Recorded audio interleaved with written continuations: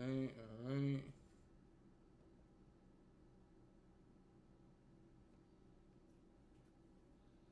Bro, why does my servers keep going bad? Like, alright, so this will I be forgetting how I low key had the whatchamacallit. Alright.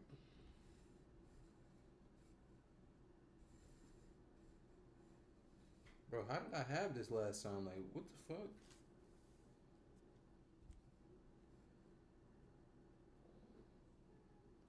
Nah, this is not how I had this shit, bro.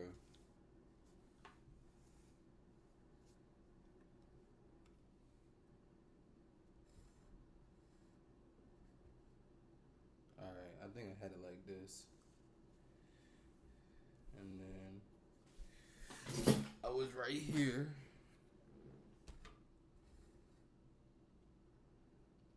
Hey, we outside, man, we outside. Favorite channel on. That's what I like to hear, y'all. That's what I like to hear. See, they want me to turn it like this.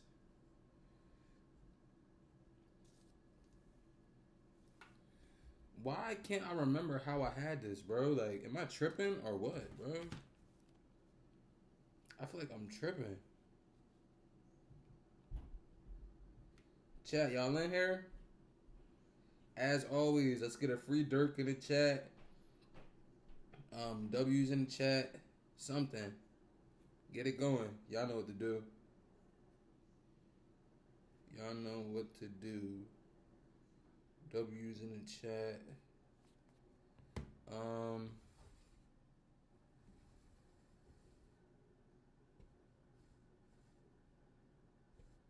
Okay, yeah, I think I had it like this. Okay. This might be how I had it. I think so, yeah. This how I had it. And then bring this over. Alright. I think we good, y'all. We good. We got 4 people in right now. As always, that's a great thing. You feel me? Let me make sure. Let me make sure my everything sound good, and then we're gonna start up the stream.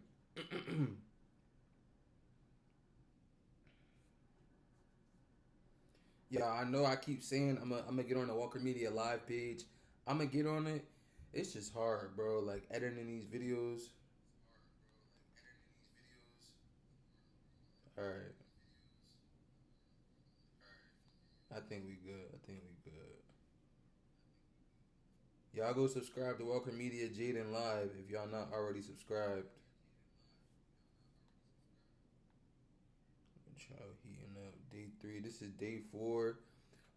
Yeah, this is day 4 of the trial. Anybody that's not tuned in, listen. It's a lot going on every day, and it's only day 4 at the moment. You feel me? So I always say, like I said it yesterday. If day 3 was something, just imagine how day 5, 6, 7 gonna go. We about to start hearing some crazy things. I don't even think OTF Jam testified today. One of the things I want to get to before we even start,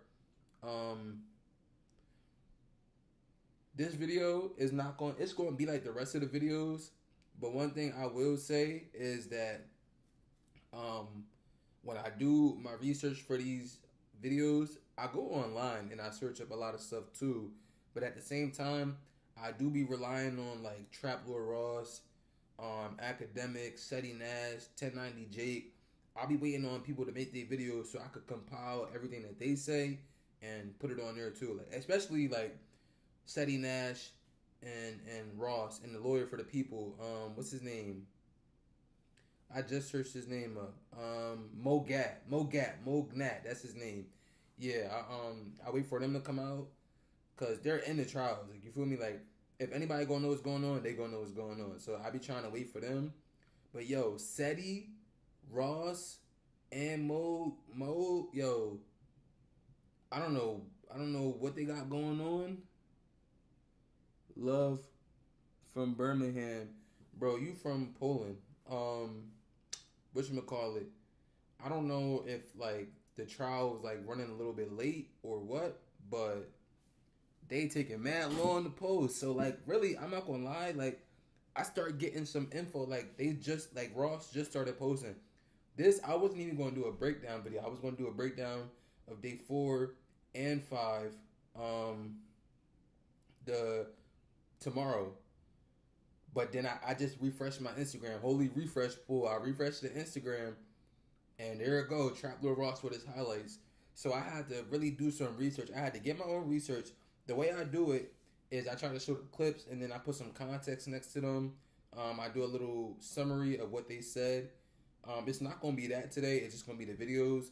But I did give a breakdown. I did some due diligence. I did do some research before I went ahead and did this. But like I said, I do like to go off of their videos because they in there and, you know, they might have a different outlook of what's going on. So this video is going to be a little bit different. Hopefully they come in a little bit more earlier with the info from the trial. But if not, we just going to do what we got to do. But I'm not going to lie. Before Ross came out with the info, I was about to do a whole video on Ross getting pressed, bro. Because look, yo, they is on Ross' head top bad, yo. Like, yo, I figured, like, I definitely figured it was going to happen eventually. Like, he talking about the case. Like, who else? Like, out of all the videos that Ross made a video about every street nigga out there. It's going to get to a point where at least somebody going to want to do something to him. You feel me? Like, and I didn't, like, and I'm not over here trying to say I hope something happened to him, but, like, it's not, like, surprising. You feel me? Like, I figured that was going to happen for real. That was just me. So yeah, the original video I had planned today was everybody coming at Ross. Duty Loden came at him. He ain't really come at him, but he basically told him like, bro, don't be biased. You feel me? Like, give correct info. Somebody from the Muslim community came. Ross was running, yo. I got it at the end of the video, but yo, Ross was running, yo. Shout out to Trap Lord Ross. You know what's crazy? I was just giving bro his props too. I was just saying that he be holding his own every time somebody try to like press him, and it's crazy that this time like yo he ain't holding his own, yo. Like yo, he got up out of there, yo. No cap, he really got up out of there. Free Durk, man. Yeah. So like I said, we just going. What I had for y'all today. I realized when I did the video yesterday, I didn't really give the opening statements of both sides, so I want to show y'all a recap of the opening statements, and then I'm going to break down how today went, day 4. Then I'm going to go over some highlights, you know, that Ross put out, and then we just going to go from there. So I got a video next of what happened. I got to get my thingy because I might have to take a second real quick. Let me see.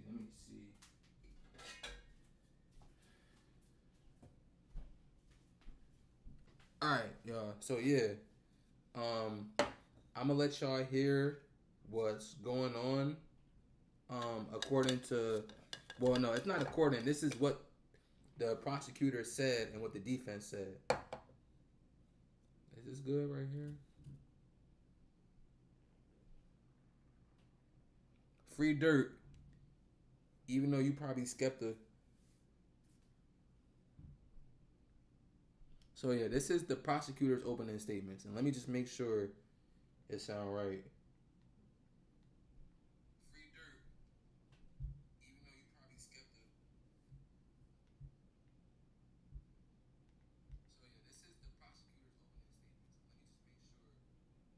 The prosecution said this is a case about revenge, stalking, and premeditated murder. The death of Savia Robinson, aka Lil Pab. On August the 18th, he was with Quando Rondo visiting Los Angeles. Quando was a rival of Lil Durk, and they showed pictures of Lil Pab whilst they explained all of this. They said that they didn't know that they had been stalked all the way across the country. Pictures of them were shown leaving their hotel. Y'all watch this. One They were second. stalked while they slept. They were stalked for 2 whole days. They were being followed while they shopped, while they slept, while they hung out, While they went to dispensaries all over LA in their black Cadillac Escalade, there were 2 white cars following them, waiting to ambush them. And they were caught at their most vulnerable moment at a busy gas station on a Friday night in rush hour, all right? A despicable crime. They shot and killed Lil Pab, and they showed stills from the shooting. Allegedly, Dee Dee drove the getaway car, and Durk was waiting on the other end of the phone for an update from the hitman. This is what the prosecution said, all right? Don't get on me. This is what the prosecution said. They said they left 18 shell casings, multiple bullets were fired from a machine gun, and they said, why did this happen? It's simple. Revenge. They said there's key individuals, okay? Lil Durk, a prominent musician who started a group called OTF, but they said this isn't a case about music. It's a case about murder. Some members made music, others did crimes. Some were from gangs. People like King Von was a prominent member of a Chicago gang. Durk, Dee Dee, and others were all part of the same gang, and Von was a member of OTF and Durk's close friend. They said in November 2020, Quando Rondo and King Von got into an altercation with a member of Quando Rondo's entourage, jumping out the car and killing King Von. They didn't mention him, but they're talking about Lil Tim. They said that after this, Lil Durk became consumed with revenge, aka get back or sliding for somebody. They said slide for Von is a phrase that you're going to be hearing a lot in this trial, and in public and private, Lil Durk expressed his desire to get back. They said that Durk's fans pressured him to slide for Von. They say, how did they slide? Well, they're saying that Casey Hester, aka OTF Jam, all right, was a big part of the sliding for Von. They said that Jam grew up with Durk, and like Von and Dee Dee, Jam was from the same gang. They said Durk kept Jam close. He was a cold-blooded killer, and Durk knew this. They're saying that kept him in the fold and put money on his books while he was in jail fighting other murders, and they gave him bundles of cash when he was released from jail. They kept Jam around. Durk kept Jam around as muscle, not because he was a good rapper. And he expected him to kill Quando for him. They said Jam was one of the killers, all right? There was rumors that he might not have been one of the shooters. They showed a picture of Jam with Lindsay, one of the other defendants, and they said that Jam has pled guilty to this murder and has agreed to cooperate with the state. They say that he basically will claim that he was a hitman, he was hired and deployed to LA. They're saying Dee Dee, also known as Big Threat or Threat, they showed a picture of his Instagram. Big Threat. Where he captioned himself The Real Threat. They said Dee Dee is a trusted OTF member. He flew out to kill Quando Rondo and organized the hitmen. He was in one of the cars helping coordinate the hit, and Kayvon Grant, aka OTF Vonnie, was Lil Durk's right-hand man, his assistant. Vonnie was part of of a stolen car ring. He was somebody that got sliders and guns for the killers on behalf of Lil Durk in a plot to kill Quando Rondo. Vonnie was really Von's man. Let's be for real. Cooperating, and he flew on a private jet with Durk to go back to LA to plan the hit on Quando. So the prosecution claimed in their opening statement, Durk used his wealth to pressure OTF members to slide. He threatened to cut off their money if they didn't, and they were hunting other people, and he sent a text saying, we still ain't seen nothing about that yet. They showed the May 2021 Quando Rondo poster for the Georgia concert that was shot up, and they said Durk and his co-conspirators took a shot at Quando to get revenge. Durk, Vonnie, and others conspired to go shoot at them and shoot at Quando Rondo's car. Basically, that Durk was kind of tracking them, taking pictures of the show on his phone. They had the news right after, and then they basically missed. They failed to hit Quando Rondo that first time in Blackshear, Georgia, or Waycross, Georgia, sorry. And basically, they took another opportunity in August 2022. They took that next opportunity and they tried to kill him again. The co-conspirators find out that Quando Rondo was in Los Angeles and they strike him while he was vulnerable and out of town. Durk and Vonnie both Quando better be lucky God on his side for real. A bunch of flights are booked for hitmen. Don't book no flights in my name, is what Durk said. They said he tried to hide his criminality. He said delete this thread and start a new one. He had encrypted communications. There was pictures that they showed of the hitmen landing in San Diego. And they basically say that as soon as this all goes into motion and they get Quando's location, Dee Dee started recruiting. He gets Keith Jones and Lindsay to come to get a reward for killing Quando Rondo. They were flown out with a promise they would be paid, and Lindsay and Keith Jones basically said that they had nothing to do with Quando Rondo. They were friends with Dee Dee. They weren't connected. The reason they were there is because they were promised money from Lil Durk. Now, they said Keith Jones has pled guilty to the murder. And basically, he's going to testify that on August the 18th, he's in Chicago when Dee Dee calls him, saying that you need to go to Los Angeles and kill Quando Rondo for money. Keith Jones is OTF James, man. Frantic. They got the drop on Quando, they found out where he was staying in LA, and they flew out to Los Angeles with just the shirts on their backs. From August the 18th and 19th, they tracked Quando Rondo all over Los Angeles, waiting to ambush him and his entourage. They went to Quando Rondo's hotel and waited outside, but they didn't see him come out. They went back to a hotel paid for by Durk, the hitman, and on August the 19th, they got back out in one stolen car with a fake plate and another rental car that didn't have a fake plate.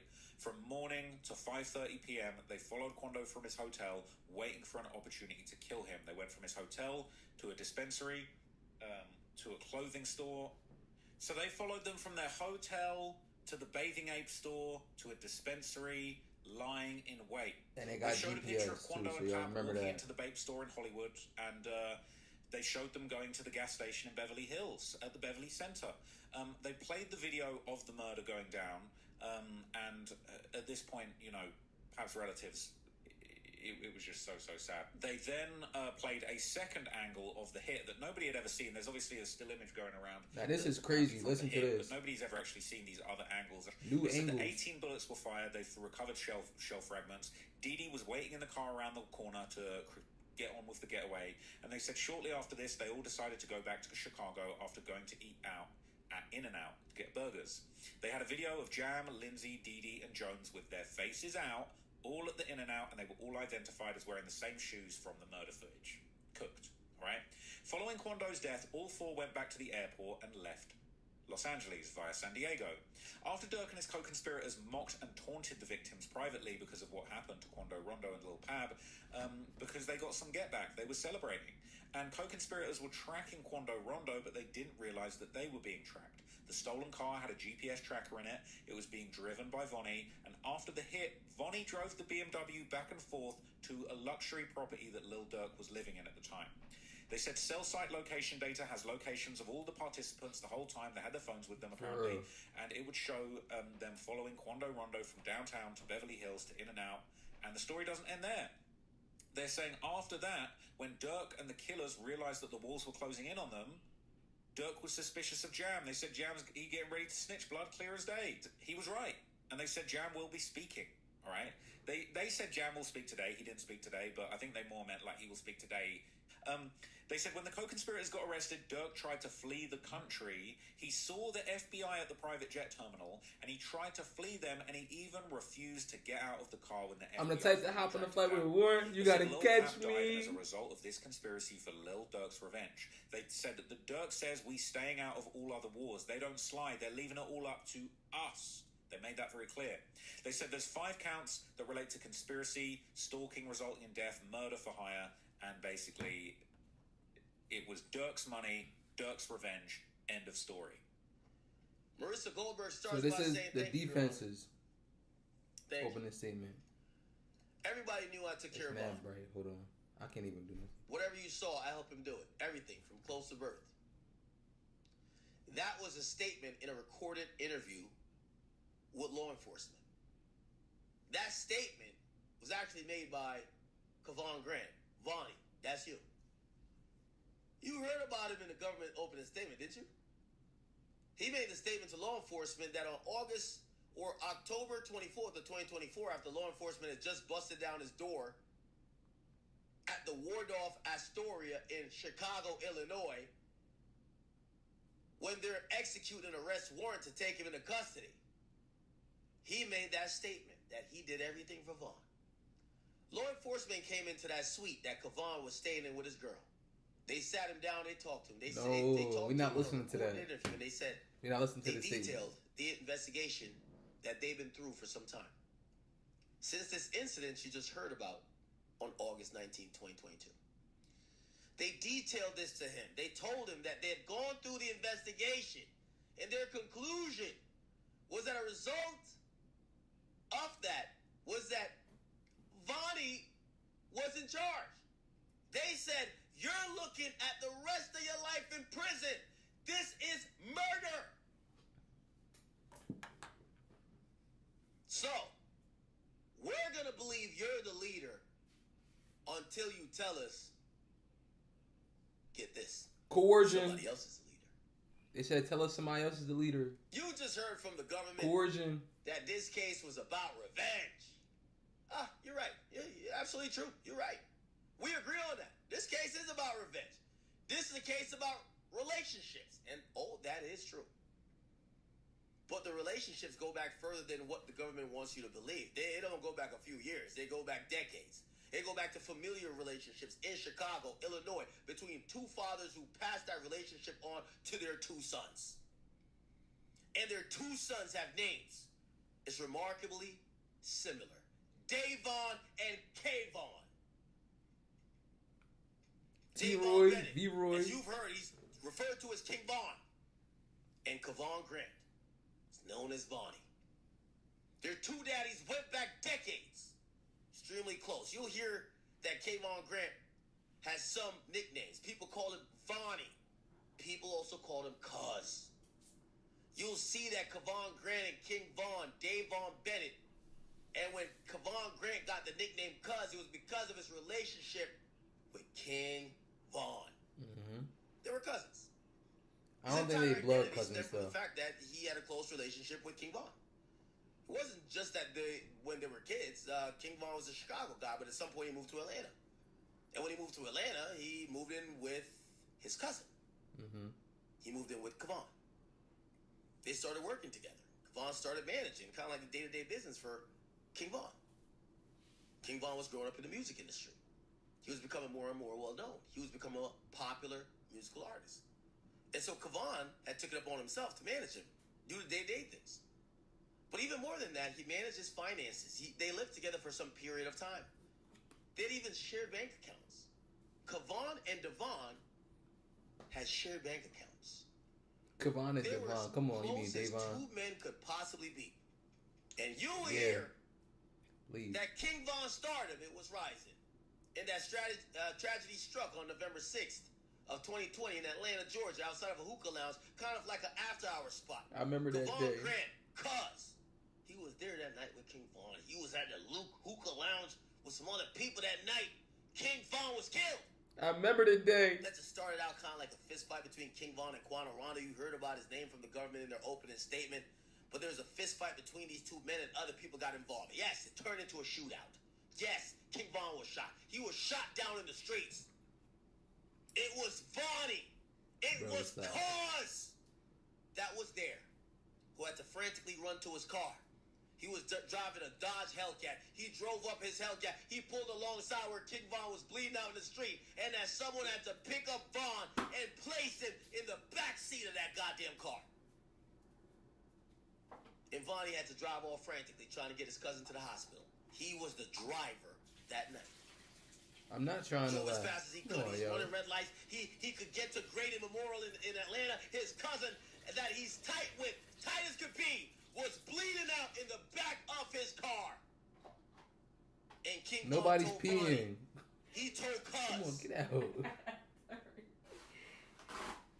Why did you let me get shot? They talking about who peeing. Yo. So Cuz drove to Grady Memorial. They dropped off King Von, and he was hoping, he was praying that he was going to be okay. And actually, they had one more conversation. One more conversation over the phone. It was Cuz. It was Vonnie. They had one more conversation over the phone. It was Cuz. In which Vonnie was able to tell King Von, Von, I love you. But unfortunately, King Von didn't make it. He died.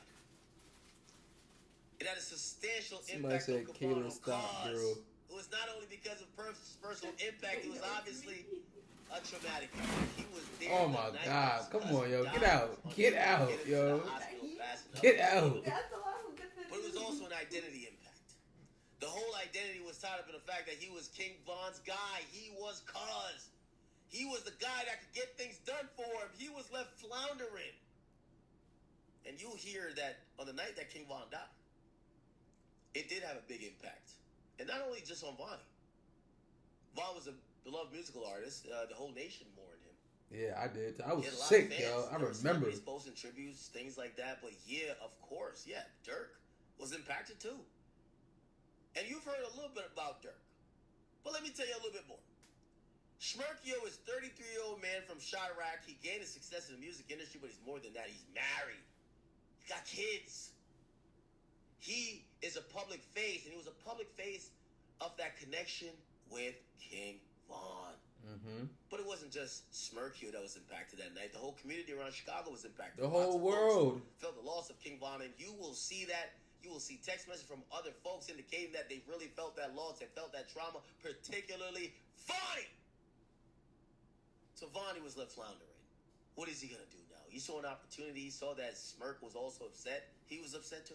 Nigga trying to be a shoulder to lean on. You will see that some of the messages that he lost somebody who was close to him. He was frustrated. He was angry. He was expressing himself. Part of Smirk's appeal is that he's a vulnerable man. He made expressing emotions and feeling acceptable, and he lived what he did out in public. His private messages also expressed those feelings of pain and hurt. Then another young man was killed before his time. You will see that. He will express those emotions, but he was not the only one. But he was but what he did was took those feelings and channeled them. He channeled them into what he knew how to do best, which was make music. Yeah, he do. You hear what the government said, that this is not a case about music. I ain't gonna lie, when Von died, Durk is making some of the best music of his life. The government is gonna present you with songs and lyrics and try to say this is some sort of expression of hatred in Mr. Banks, but that's not true. That was him challenging emotions through his artwork. And that it was really an expression of the way the community around him felt. The government will say that Durk has a nickname. They like to call him Blood. You will see some of the text messages, they refer to him as Blood. Stop. And that is really an exaggeration because the term blood is used back and forth among many people in that community. It's like brother or bro. That's like slime, y'all. You calling niggas just slime. Like, bro, come on, blood. Come on, slime. Come on, bro. Really a nickname. That's just term of endearment. Smirk had another name. They called him The Voice. Yo, they ate with that one. I can't lie, yo. They ate with that one. The voice of the people, the voice of the community, of the trenches, of the folks. The voice. Downtrodden. By the way, I want to hear the white woman say, of the trenches. I wish I could see that. But he was known for that. He was known for making music express those feelings of the people around him, not just himself, the feelings of hurt. Because Banks knew how that felt. He grew up with nothing. He channeled that into his music. And yes, with that public face, the nation was mourning King Von. You'll see that there was some pressure. If you could, say some of the reaction from the public was wanting him to do something or say something, you will see some messages. And this was a trolling campaign. People just wanted to get under his skin. They would say things like slide for Von. Like there would be a social post where people would just want to believe slide for Von. It was trolling. Banks acknowledged that he understood it was trolling. And the reason that was directed towards him was because it was a public face. There were all of these other people in the community feeling that loss. But there was no way for the public to channel that towards anyone else. He just happened to be the only one that could channel it too. Durk was the face, though, that Mr. Banks is some sort of leader. You heard about OTF, Only the Family. Yeah, absolutely. Yeah, he had a music label. It's called Only the Family. He had artists signed to the label. Yeah, it was a successful label. But that's what he's a leader of. When they claim that he's some sort of, he got some sort of control or leadership of other people, you will see that's actually the opposite in the evidence. The people really didn't listen to him. Like, if he expressed something, they would ignore him. They would disrespect him. And in many cases, they even stole from him. I can't wait to see that, yo. If that's evidence, I can't wait to see who is... Well, he gave people an opportunity, absolutely. He came from nothing. He wanted to build people up around him. He kept people near him. You will see that some of the folks in this case were people that he did grow up with, absolutely. He wanted to make sure that the people he was with get success. They got success too. Mm-hmm. But it wasn't a leader of some sort of criminal group. This was helping folks around him. You'll hear about a lot of events from the 19th of August to 22. And honestly, on behalf of Mr. Banks, we agree. This was a tragedy. We agree it was a tragedy that Savannah Robinson was killed. But the reality is Mr. Banks had nothing to do with it. He was not there. He was not connected to it. And so there will be little fight on behalf of Banks regarding anything that happened on the day of August 19, 2022. The government has made some sort of claim about Banks waiting for a call that day. Like he wasn't there, but he was waiting for a call. And you'll probably hear some testimony from cooperators to say something to that effect, but let's be very clear, there is no corroboration of that. The case will break down into kind of three different categories of evidence. One being law enforcement witnesses. Those guys, they got no personal knowledge of nothing. I wouldn't trust the cops for the most shit. part. These law enforcement witnesses will take the stand. They'll just try to bring in things like, oh, there's text messages and social media. They just gonna go with whatever the prosecutor say. And you saw some of the things in the government opening statement without context. You will see a lot of context around those statements. Those text messages are completely contrary to what the government wants you to believe. They have no other information that they can bring. No witnesses, no lay witnesses, nobody who could add context. Yes, this was me. Yes, I was on this message. None of that. That doesn't exist. Okay? They want you to take these messages and interpret them without witnesses or context. For example, you saw the text message that says, and this is in the government opening statement, it said from Banks, don't book no flights under no name associated with me. You'll hear the context of that is very different. It had nothing to do with the flights being booked for other people on August 18th. That would even make sense because he says don't book no flights. Flights were booked anyway. It has to do with another event that Mr. Banks was supposed to go to. That is what he's talking Supposedly about. It was a wedding. That is what's being taken out of context. And you will hear from the cooperators. The government talks about them. They want to call them cooperators because these guys aren't really cooperative, right? These guys are beholden to the government. You've heard they've already pled guilty to murder. The only way out of jail for them for any day in their life is to testify against these individuals, particularly Smirk. And they'll be the only witnesses outside law enforcement. You'll hear from a man named Jerome Casey Hester. That is the snitch known as OTF Jam. The government was honest when they said in their opening statement, that guy's a killer. True. Absolutely. He's also desperate. You hear that he was in prison for most of his entire adult life. For about 12 years, the guy was in prison. And yes, Banks did the most to help him out. When Jam got out that jam, he got the 50. He put some money on his books when he was president. They came from the same place. He does that with everybody who's downtrodden. I know this video alone, y'all. My fault. It's at least 30 minutes. Downtrodden as you could be. So he put a little money on his books, got some opportunities when he got out, because re-entry is important to him. Re-entry in society. And you will hear Jam testify that he was out for a short period of time from February 22 to May 2023. That's it. The day he got locked up in May 2023, he started cooperating that fucking day. Why? Yo. He's a fucking rat. He's desperate. The defense wasn't saying all the cursing, I promise y'all. Like academics is He's dramatic. a massive cooperator because of that. He's been interviewed by law enforcement for over 30 times. So y'all gonna hear him curse. He but just only a do all couple of of those that. were actually recorded. He will testify that he came out on August 19, 2022, and he didn't really know why he was going there. He didn't care. The government will talk about, and they talked about being in their opening statement about a reward. He will say he had no idea about no reward that day. There was no direction. He will testify that the majority of his interactions were with Kevon Grant, In my back. who was president. Oh. You'll also hear from another cooperator. His name is Keith Jones. He's a scum. Yo, my chair just broke. Y'all heard about him. He almost has no connection to Durk. Smirky don't even know this nigga. And you will hear that when he was first interviewed by law enforcement for more than 5 hours in a recorded statement, he never even mentioned Smirk. No matter how hard he was pressed. Those agents pushed him. They told Coercion. him how serious this was.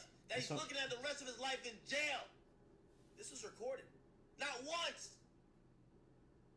In that 5 hours of pressing, promising, and promising, did the guy ever mention Smirkio? It wasn't until another interview, which was not recorded, that he decided to fold like a fucking lawn chair. And they wasn't recording some of the interviews. He has no connection to Durk. But actually, he does have connection to someone else. Keith Jones had a connection to Casey Hester. to OTF Jam. They actually went back. The ties run deep. As we talked about before, these guys went back to Juvenile Hall. That's how deep it goes between them. But y'all gonna hear from OTF Vonnie. He's a well-known snitch. He's gonna testify for the government. He's gonna testify that, he was the guy that was the personal assistant. But that's not really true. That was a misnomer. Okay?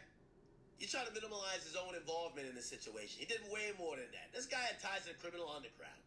The government just told you that was true. This guy had the most ties to that world. He was the guy that did everything on August 19, 2022.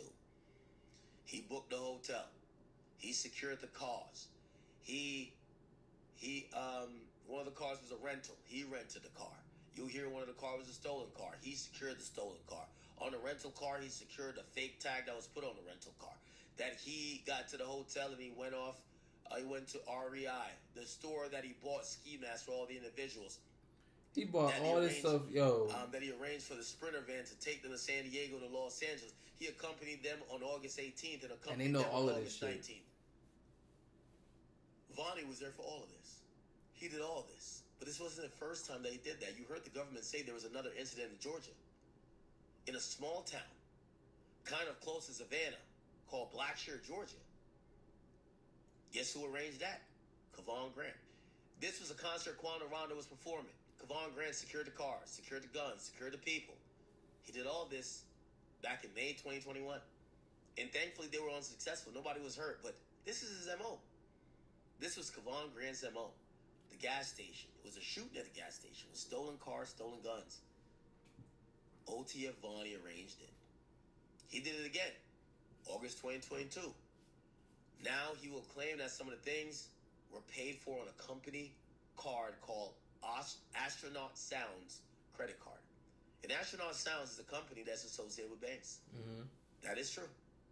But Kevon Grant, as working for that company, had access to these credit cards. That he was the one that used the credit cards. It was not unusual for him to be able to access that money. And when he was asked on October 24th, tell us about who is behind this, a light bulb went off in his head. Whose credit card was used? That is what he told law enforcement. Whose credit card was used? He knew. He knew he used that credit card, but he knew that Durk Banks had a public face and that they wanted to know about a big fish. They were pressing him about a big fish, and he thought, oh man, I got an insurance policy. I got a big fish I could give them. So they won't look at all the things that I've done. And you will hear that on October 24th, 2024, when Mr. Banks did try to leave town. Nobody texted me. That was the video. True. But it was a place that had gone too many times before. He's a performer. And that he went there to a place he would feel comfortable because he knew that stuff was going down. I mean, that's just true. These are people he knew. He heard about these things going on. He's a public face. He's not trying to get away. People know who he is. He was trying to get some space. That happened. But it was for the purpose of giving Smirkio. I don't know why they said space. That shit, yo. There was no charges against him at the time. And we expect you to see some of these photos from the music videos and podcasts that Durk Banks did during the course of this trial. And in the effort to show you that he has some sort of thought process or motive, but this is art, this is performance, it's what he did for a living. But in reality, on the left, that is a scene from shooting on November 6, 2020 in Atlanta. That is Kevon Grant driving up in that black Hellcat. On the right, that's a shooting from Blackshear, Georgia. On May 2nd, 2021, a drive-by at a gas station. On the bottom, at August 19, 2022 in Los Angeles. And there's one common denominator for all three of those incidents. Kevon Grant, OTF Vonnie, was at number 1. He was at number 2. And he was at number 3. All three incidents, ladies and gentlemen. Charges, incidents, You've heard the charges in this goddamn case. There's allegations of stalking and murder for hire. As far as stalking goes, it's absolutely clear. Durk had nothing to do with that. He wasn't there. He was living it up in Encino. Every one of these charges you can't really prove. Like, he wasn't there, he didn't. Like, come on. That's where he was living with his wife, India, and his kids. Who's working out of Los Angeles because he's a performer. And you'll hear that on August 18th, Mr. Banks was in Miami, Florida. He was there to record a music video with DJ Khaled. Very prominent music producer in the industry. Banks had a lot of stuff going on in his life at the time. He had responsibilities and engagements. He couldn't be sitting waiting for a phone call. Like, that's not what he would do. There's allegation of murder for hire. For hire? What? Okay, payment. Let's talk about that. If you want to follow the money as evidence in this trial, you're not going to be able to. You know why? Because there is no fucking money to follow. There is not going to be any evidence of direction, no instruction, no promise, no assurance, no payment, no bounty. Nobody got paid. This is murder for hire. Allegations that involve something where nobody gets paid. Smirk is a performer. He won a Grammy. There's only one individual who has been practicing to take the stand for a long time. He's been practicing his performance, hoping he gets an Oscar. Mr. Banks is a performer. He's a celebrity. But he sits here today as a 33-year-old young man in a very, very serious situation. This is not a performance. This is not a show. This is reality. And I know you as jurors will take your job extremely serious and listen to all the evidence in this case, and you'll realize there is no evidence. No evidence at all. Because the evidence against Mr. Banks doesn't exist. I'm very confident that you'll look through this and find Mr. Banks not guilty of all charges.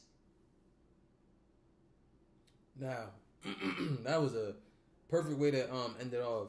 Sorry if I was quiet the whole time. I wasn't trying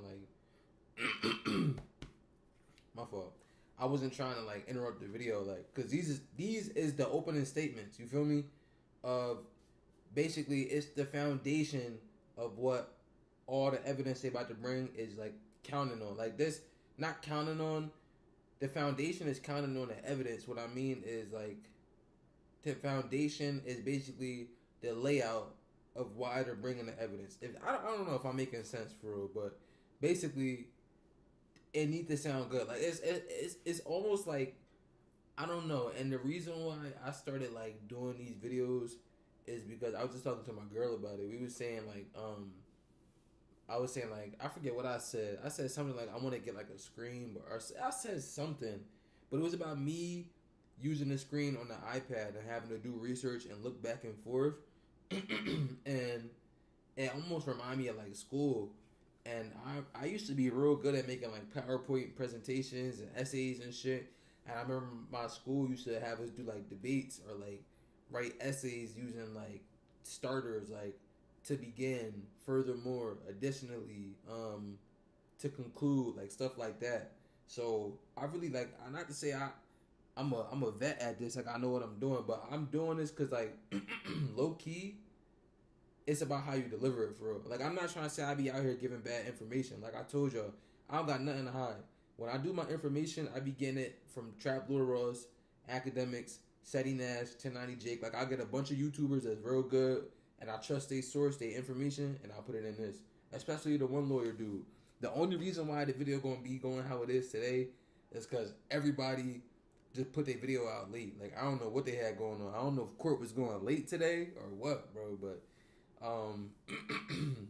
they all put their videos out late, and I ain't had no time. Like I did some research, but I was like, my videos hit better when I got like, you know, like different clips. And so I got clips in here, but it ain't like full clips. So, you know, but yeah, like I said, the opening statements, they really hit hard. The reason why I put Trap Lord Ross as the defense instead of having them just do both of them is because not like, and again, this is not a shot at Trap Lord Ross. I'm not throwing no shot. I always want to emphasize that I be watching, bro. Like I watch bro on my break every day, or not even on my break, during the day. Like I'll pick, especially if he put out a long documentary I'm gonna watch the 3-4 hour ones the whole day. Like I be watching it, like it get me through the work day. You feel me? Like I mess with it for real, for real. I'm not one of them people that's gonna be like, oh, why is he speaking on this? He from the UK, like da da da da da. At the end of the day, bro, need some space is wild. Why you copy and paste that? Um, I'm not one of them people that's gonna hate on you for doing content. I respect any type of content. I came up watching white people do content. You feel me? Like it wasn't always just DDG. You feel me? Like you had to come. I used to watch PewDiePie. Yo, anybody that know who PewDiePie is, you go there. You know ball for real. Like I really used to be on PewDiePie heavy. Smosh, freaking Markiplier. I really was on a lot of channels for real. Like I know ball. I know YouTube ball for real.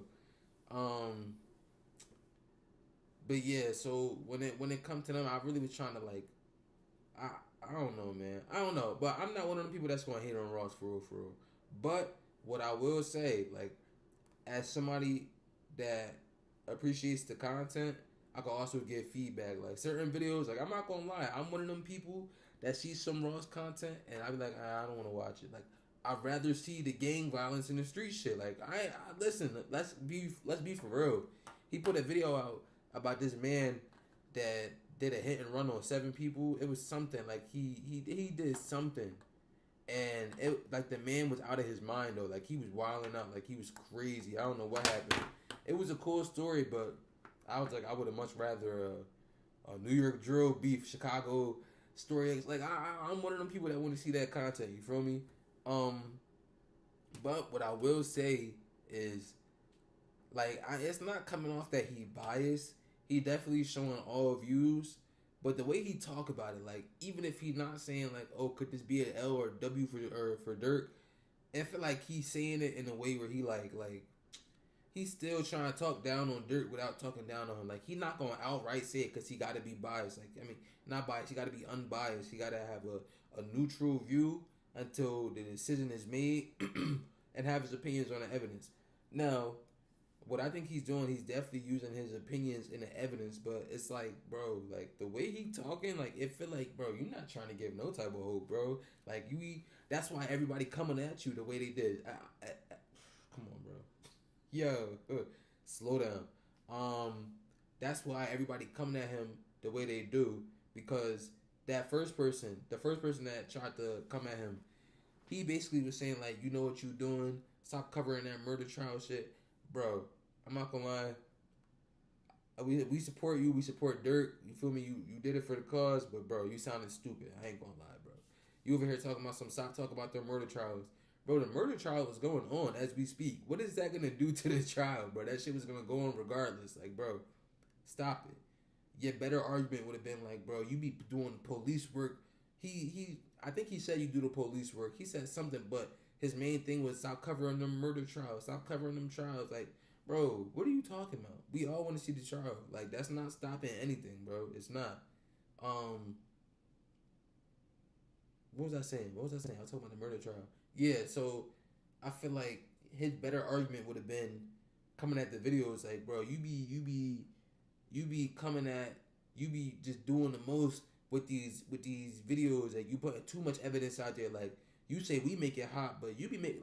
I'm not gonna lie. Some of the shit Ross be saying do be hot, but it's like, bro, like it's out there. It's public information. So I'm never gonna hate on somebody doing content. I'm not gonna do that. Like I'm not finna hate on somebody for doing content. Look, I'm even here. I be feeling the way about reporting on shit. Like I done did a couple Christian videos. And I really had to sit with myself and be like, damn, bro, I really feel like I'm TMZ right now. My gossip page, like, it really make you sit, but content is content. Yes, you are. Yes, I am what? What you mean? But yeah, like I said, the way Ross talk about it, I feel like, and then, like, so another thing too, I'm gonna stop diverting, but what I want to say is, when Ross was first doing his documentary videos, they had comedy sprinkled into it, you feel me? How Skepta know I blocked him, I'm weak. I'm crying. What was I saying? Oh yeah, so like I'm not trying to say he like all the way biased, but it's like the way he be talking. Oh, that's what I was saying. So anybody that know Trap Lord Ross's old videos, y'all know he used to do his videos with a little bit of comedy sprinkled inside of it. Like he was always making jokes throughout the video. Like he used to dress up like the rappers. I remember one time he dressed up like 6ix9ine, bro. Like he used to have comedy in his videos. Yo, the media was getting on him so bad. People could tell me if I'm wrong. The media was getting on Trap Lord Ross so bad. I don't know what happened. It was like it was overnight, bro. He just had to switch.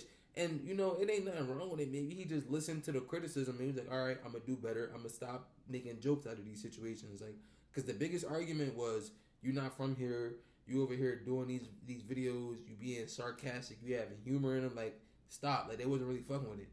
Yo, after that happened, he started talking about all these situations with, like, empathy, sympathy, like, and there's nothing wrong with it. Again, there's nothing wrong with it. But Ross, you remember where you came from, brother. I remember. If nobody don't remember, I remember. I swear to you. It's still on his page too. Y'all can go see the videos for real. Like every one of his old videos, and I'm not talking about like the 1, 2, 3, 4 hour videos. I'm talking about like he had 30, 40-minute videos. You feel me? So granted, it was early in his career. Everybody got room to grow. But it's like it's almost like you wasn't just having fun with these shits. Out of nowhere, he just made a switch and started talking about all these situations like, oh, at the end of the day, we have to remember the countless people that lost their life or the mothers in these situations. And that's true. It ain't nothing wrong with that. I swear to y'all, there's nothing wrong with that. But it's like, bro, like, come on, bro. You know you came up off of this. So give a shred of hope, bro. Like, you talking like, he's saying shit like, well, even if Durk didn't do it, I want to find out who did it because this is terrible and they ain't got to go to jail. Bro, you gonna make a video on it and make money. Like, what are you talking about, bro? Like, go ahead. Fuck are you talking about? But yo, kudos to Ross. I ain't got no beef with Ross. I fuck with Ross for real. W wanna call on Discord right quick. Bro, why do you be playing with me? Like you see I'm streaming. Why do you be doing stuff like that? Like, yo, do this like no, bro, no, not right now. Not right now. So basically we got one more little video. I know I'm gonna talk to y'all, but this is a witness testimony recap from day 3 yesterday before we get into day 4. So, 1 second, y'all. I'm actually thirsty. I got cotton mouth. I need something to drink.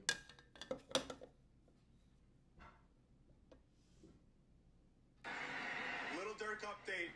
Opening statements were done. Let's get you caught up on the witness testimony. We had 4 witnesses complete their testimony. 1 witness is still testifying. OTF Jam will be testifying tomorrow. There was an important evidentiary dispute about some of the text allegedly between Jam and Durk. We'll get into that. First, let's get into the testimony. The way to understand the testimony is 2 parts. First, they covered all the people who could tell you the uncontested facts about this gruesome murder.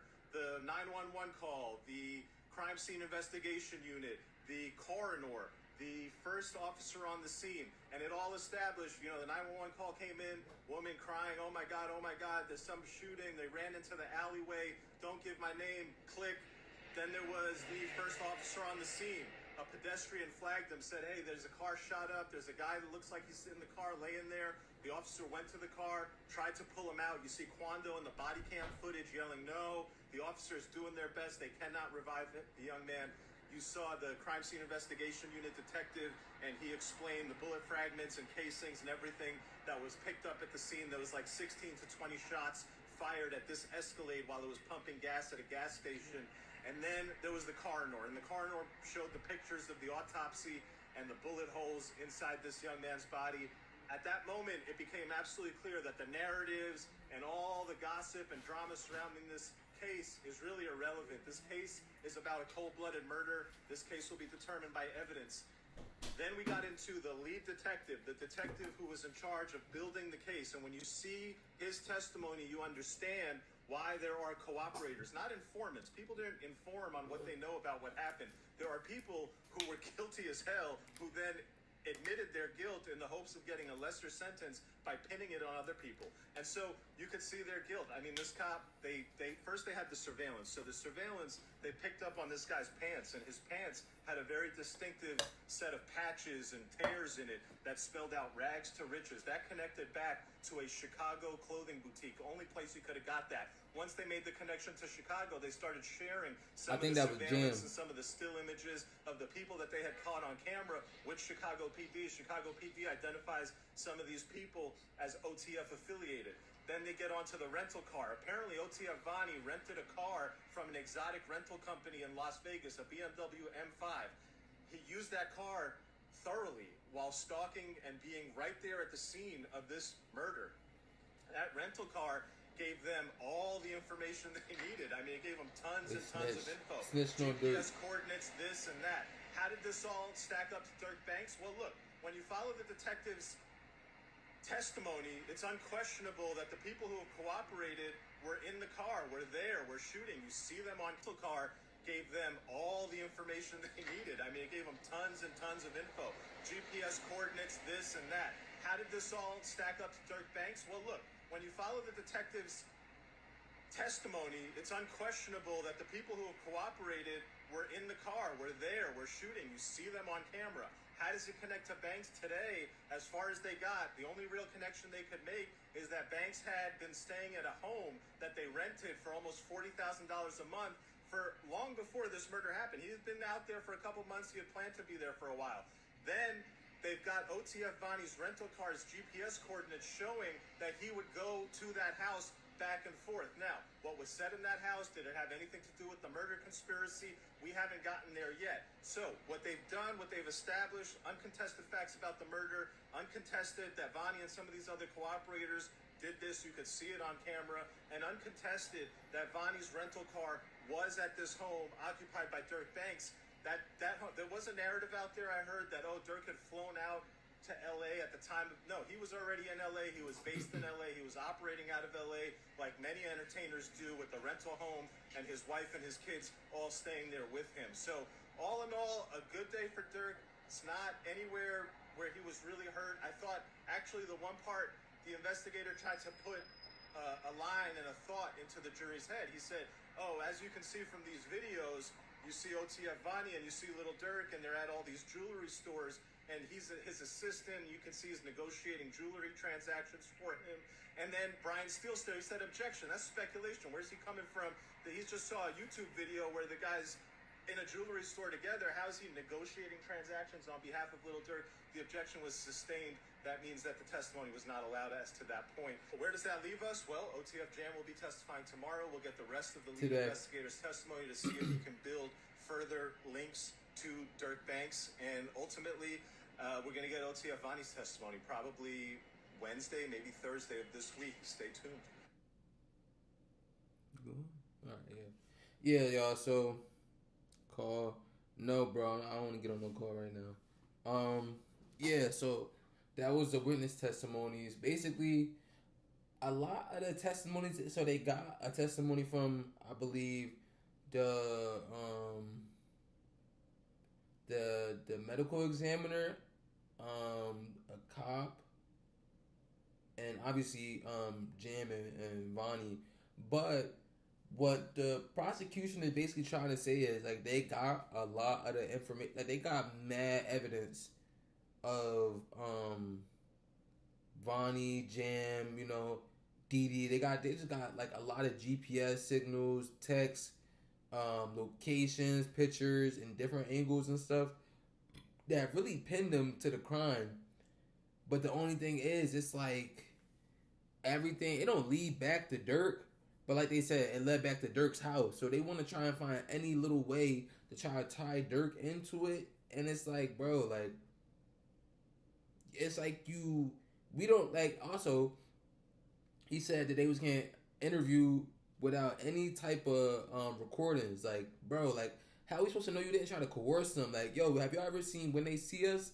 They was beating them boys. Like, they was beating them into a forced confession. Like, it ain't that hard to really whisper in your ear, like, yo, you finna get life. You better tell us something else. Like, come on, bro. That's what they do. You feel me? So, and also, another thing I feel like, I don't really, I know, like, law enforcement, it probably has to be on the stand, especially if they come through for an incident. Like, if they're the ones that were there for that day, they have to, they're like, it's in the law. But I do feel like law enforcement got to be the most biased person to come on the stand.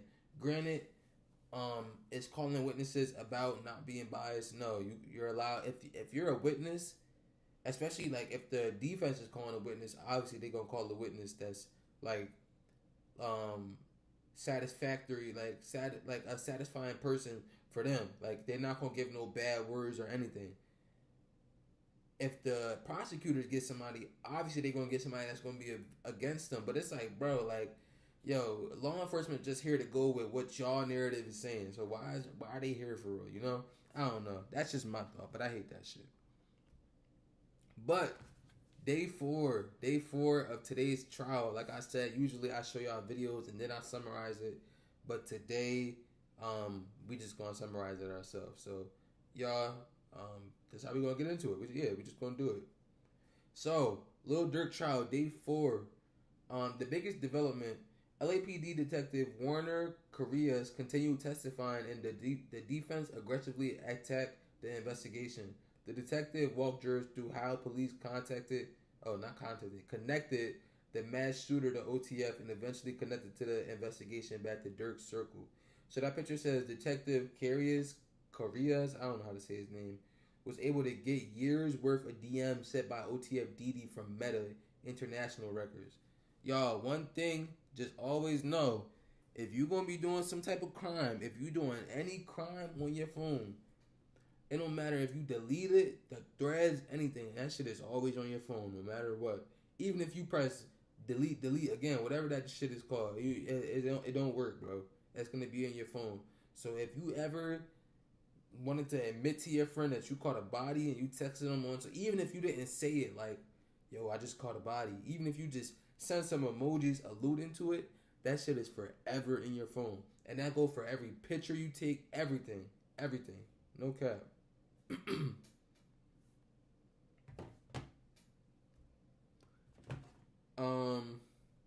The rags to riches pants became a major part of evidence.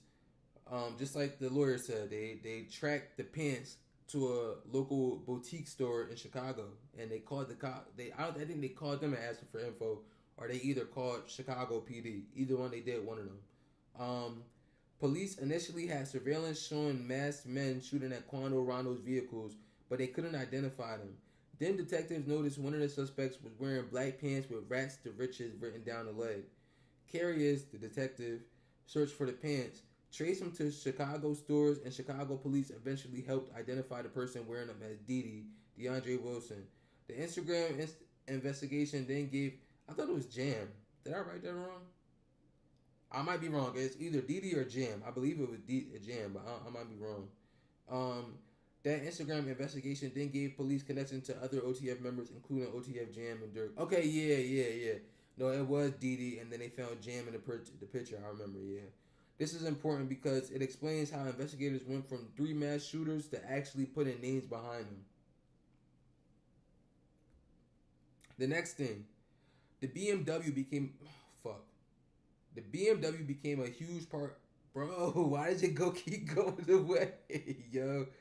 The BMW became a huge part of the government's timeline.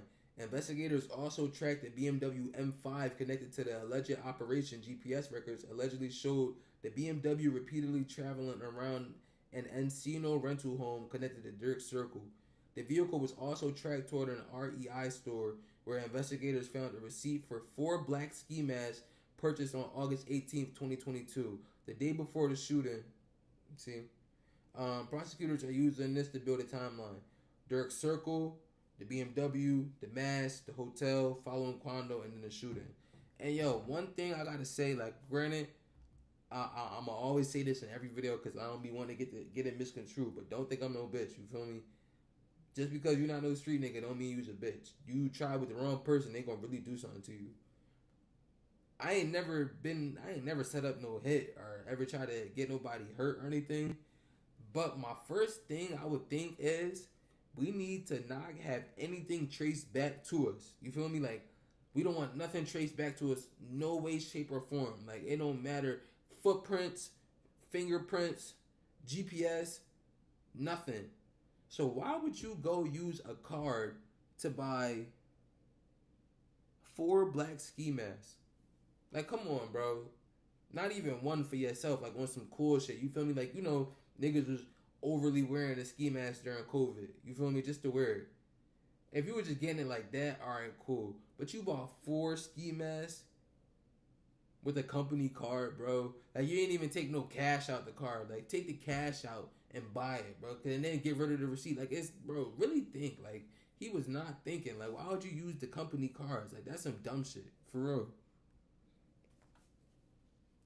Vonnie but then I'm not gonna lie, they said Vonnie don't got no type of criminal record. He don't got no criminal past.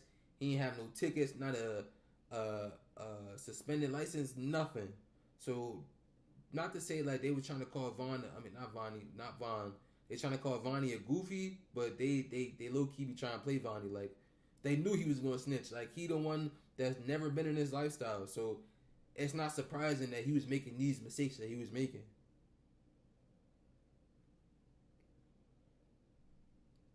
The flight records were another major focus. Detective Correa testified about flights involving Didi, David Lindsay, Keith Jones. I think is David Lindsay OTF Jam. I don't know. OTF Jam and others traveling through San Diego. The shooting. Okay, yeah. So I read it wrong. Detective carriers testified about flights involving Didi, David Lindsay, Keith Jones, OTF Jams, and others traveling through San Diego around the shooting.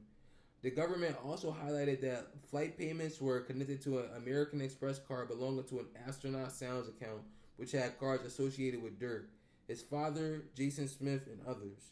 But this is where the defense pushed back.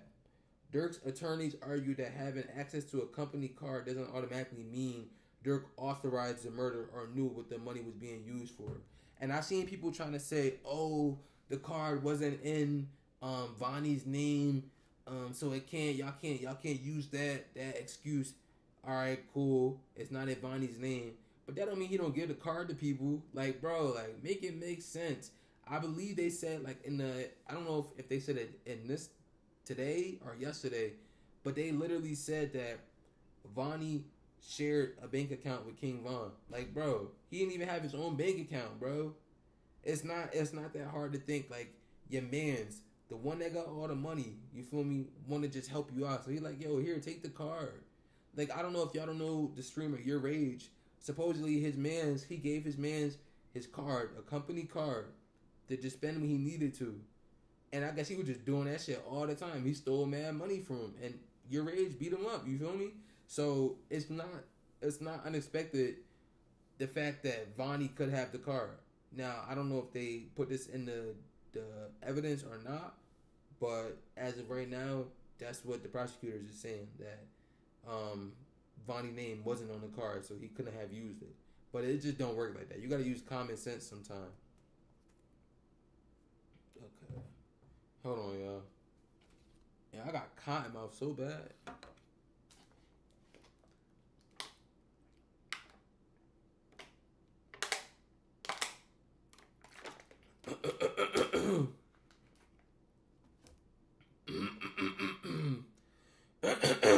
Alright. Yo, Jam look like a problem for real. Like, nigga got 2 foreheads. Yo, Jam is a problem. The defense went after the cooperating witnesses hard. Yo, I heard Brian Still was putting belt to ass, bro. Like, he was, one thing about Brian Still is a real good person at cross-examining the witness. He did that to Wild Cell Woody terribly, bro. Like, yo, he ripped that nigga a new asshole, bro. Like, yo, he was making them look stupid. Like, yo, Brian Still really made Atlanta look stupid, bro. It's ridiculous, yo. This is probably the most important part of day 4 from Durk's perspective. The defense emphasized that Vonnie, Jam, and Flocka all have incentives to cooperate with prosecutors because they themselves pleaded guilty and are facing serious prison time already. Like, they pleaded guilty to all of this, right? So that means they just admitted that they was involved with this. Like, so they're a core part of what happened.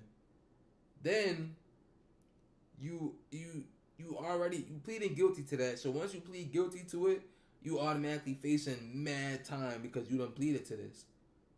So you pled guilty to a heinous crime, and now you're facing mad time. Yeah, ain't no hope of you getting home. The FBI come to you like, yo, we got Durk. If you got Durk, we can help y'all out. I swear, I bet that's what they said to them. Like, yo, all you gotta do is, even if they probably did some sneaky shit, like, you don't even gotta say Durk, but just tell us what happened. Like, here, you feel me? And it led them to Durk. I don't know. We don't know what happened. But it's not that hard to get somebody like that to crack. Like, especially Vonnie. Like I said, Vonnie don't got no type of criminal history at all. Like, Vonnie don't got nothing on his sheet. You feel me? I don't got nothing on my sheet either. But like I said in my other ones, I done got a lot of my cases dropped. Like, yo, by the grace of God. And I ain't do no paperwork or nothing. Feel me? So some people got a whole sheet. You feel me? So some people gonna take that and some people not.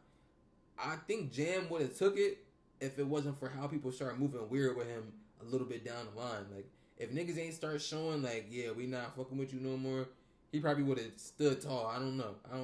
Vonnie, I just seen a picture of Vonnie with Lil Durk at the Icebox shit, and I could tell he was gonna snitch, bro. He don't even look like he need to be around them for real. Like, yo, let me see if I can find that shit, yo. Vonnie look like he not supposed to be around Durk. He not supposed to be around none of them niggas, bro. Hold on. OTF. Vonnie.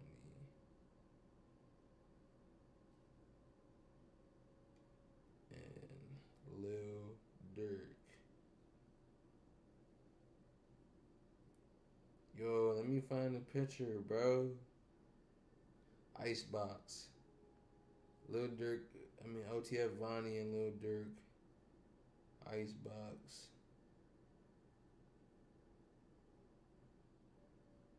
Yo, look at this shit, yo. Am I tripping? Yo, am I tripping? Like, yo, look at this. Look, this is OTF Vonnie. This is OTF Vonnie right here. Look at Vonnie and tell me you ain't think he wasn't gonna snitch. Like, come on, bro. Yo, this nigga look like Arthur, bro. This is the nigga. Nah, I almost feel bad, bro. I almost feel bad because, like, yo, this who they say in the mastermind is. This the nigga that bought the gloves, the guns, and everything. Yo,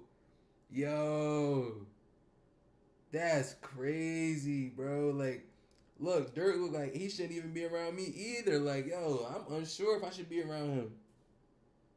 You know who? Peter Bond. Nope. Look at this, yo. Yo, that's crazy, bro. Yo, do one more time. Really look at this nigga, yo. This is the mastermind. This is the mastermind of everything that's happening today. Yo, I'm crying, yo. That is hilarious, yo. That's Vonnie. That's really Vonnie, yo. That's crazy, yo. Yo, chat. That's crazy, yo. That's crazy. So yeah, the picture says we now know Jam had 30 interviews with the feds and only 3 of them were recorded. And I'm not no federal expert. I don't really know what be going on or anything. I'm not going to sit here and say like I know. Damn is my girl. You talking about Jam? Go ahead. Jam is a killer. I'm not gonna sit here and act like I know what's going on in the feds or how they system work.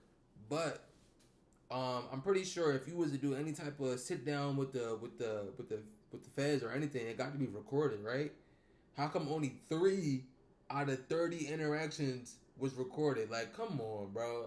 I could see if it was like 20, not even. All of them should be recorded. Because what the fuck? Like, bro, that don't make no sense. So it really make you think, yo, we got 11 people in here, yo. I appreciate y'all for tuning in, yo. Yo, do me a favor. I want everybody to go search up OTF Vonnie and Lil Durk and look at Vonnie. Yeah, let me show it one more time. I'm sorry, y'all. This shit just so funny to me, bro. Like, I really can't stop thinking about this shit.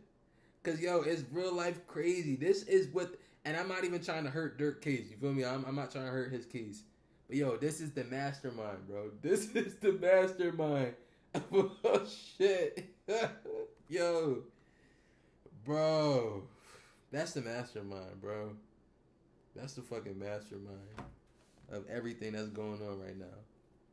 But yeah, so if I was in there and I knew what was going on, I would be pretty sure that it got to get recorded because, you know, it's an interaction. Like, you got to make sure, at least so you know, you're not just going off word, you know, because word could get misconstrued. You could forget some things and just start changing words up when you say it. Then when they go on the stand, they're like, oh, I never said that. You feel me? So sometimes you need to have video in order to have that proof. And they didn't record 27 times. Make that make sense, bro. That's too much. The next one. Messages between Durk and Jam became another battle. The prosecution also sought to introduce additional messages between Durk and Jam. One exchange had Durk saying, "We ain't handing ourselves over to them people." Prosecutors argue them people refer to the police. Yo, they would have been better off saying, them people refer to us. The defense argued the conversation had another meaning and could be misleading if taken out of context. The judge ultimately allowed the messages into evidence. This could be important later because the government is going to try to use Durk's own communications to establish his knowledge and consciousness of what was happening. And the picture over there says, in the phone of Lil Durk, he had sent a crazy voice message to the OTF group chat, which was played in court. I wonder what that shit said, yo. So, the defense's biggest theory is becoming way clearer. Durk's attorney are not really fighting the... What happened? Durk's attorneys are not really fighting the fact that Lil Pop was killed. They're fighting who organized it and whether Durk ordered it or financed it. Their theory is that OTF Vonnie was the actual organizer and that Vonnie had his own personal motivation to retaliate after King Von's death. The defense argues that Vonnie had access to cars, credit cards, hotels, flights, weapons, and ski masks, and therefore didn't need Durk directing everything. The prosecutor's answer is essentially Vonnie wasn't acting independently, he was working for Durk. So that's what y'all want to know. So these are some other screenshots I've seen. OTF Vonnie watched the hit take place in a BMW. He then parked the car in Hollywood and called an Uber to Lil Durk's house. So yeah, I also heard Ross say that he said that Vonnie was parked around the corner from where the shooting happened, and I guess he wanted to see it, like, to make sure it actually happened. And then after the fact, he left the car there and took an Uber to Durk's house. That is suspicious. I ain't gonna cap with y'all. That's suspicious. That's suspicious. I can't even feel me. It's suspicious. But maybe he ain't had no gas. Yo, listen, yo. Last time I seen LA gas prices, they talking about $6-7. Yo, I'd be riding the scooter all over that bitch. I promise you. The next one is OTF DD sent the live news clip of Quando and Lil Pop to Lil Varney, Boona, and Breezo.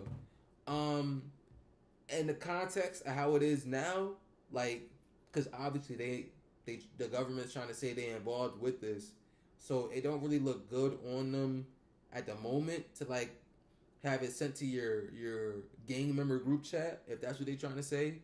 But if I'm being for real, yo, when that clip went viral, everybody was sending that shit. Like, bro, yo, not even, yo, no disrespect to Quando Rondo, but if they trying to say that they sent it on some malicious shit, bro, when the whole no shit happened with Quando, everybody was sending that shit to each other. I sent that shit probably like 4 or 5 times to people. I just sent it to everybody I knew, like, yo, they killed Quando, man's next to him. Like, bro, come on, bro. Y'all trying to reach for something that's not there. That's overly reaching. That's some shit everybody did, bro. Like, everybody posted it. It was blogs posting it. I think academics posted it. Like, come on, yo. The next one is prosecutors asked a detective if he knew about the Quando Rondo challenge. Detective Correa's answered yes. He was then asked what it was, and the detective said it's people reenacted the TMZ video. A video is then played of famous Richard reenacting the Quando Rondo yelling no. Yo, free King Richard. I mean, what is it? King Richard or Famous Richard? Famous Richard. Free Famous Richard. I ain't gonna lie, bro was funny for real, for real. He used to be the one that used to be like, let me get that pipe. Or it was something like he was trying, I'm gonna take your pipe. Yo, pause, bro. I forget what he was saying. Where your pipe at? It was something, bro. It was some shit. He used to act like he was gonna take the pipe, pause, from the officers. And then it says we now know OTF Vonnie had 10 interviews with feds and none of them were recorded. Bro, that's some sneaky shit, bro. How y'all record every one of OTF Jam's interviews? But Vonnie, the alleged mastermind of this whole thing, the one that had the cards that set up everything, no recordings.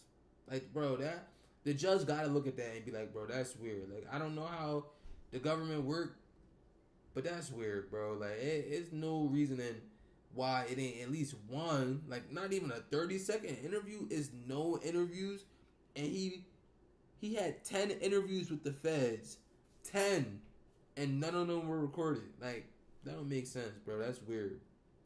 But right here, I got the clip. Hopefully they don't copyright me for this shit. Sheriff's deputies calling out a man who had been shot on SUV. This man, a This is Famous Richard, yeah, so it's crazy, bro. I ain't gonna lie. Shit, wow. He was doing a lot, yo. He was. But if you know Famous Richard, he was doing, bro, he was overly doing that shit. Like, he was joking too much. I think he in jail in New York right now. He either in jail in New York or in Chicago. Free Richard. Free Famous Richard. We got some more screenshots. It was revealed in court that Lil Durk fired Vonnie in January of 2023.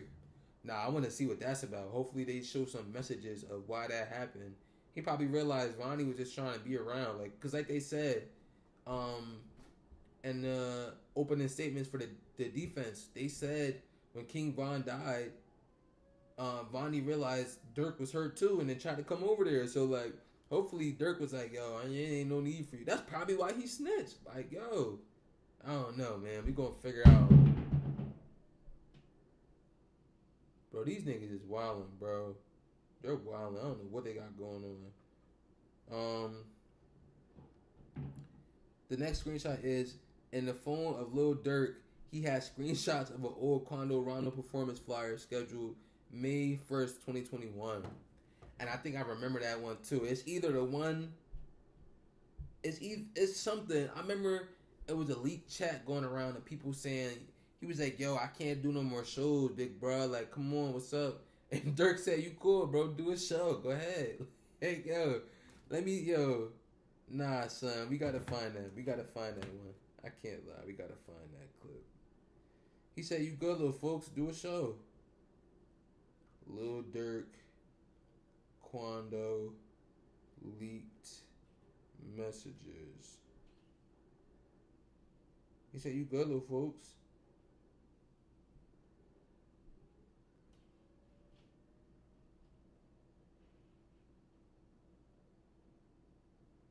Yeah, here it is. Y'all can't really see it. It's low-key blurry. I don't know if y'all can see it for real. But it says, and I don't know if these is real or not. They never got confirmed to be real or not. But it said, Quando says, we need to talk cuz this shit going too far. I can't even do no shows. I got to feed my peoples. Durk says, stay safe.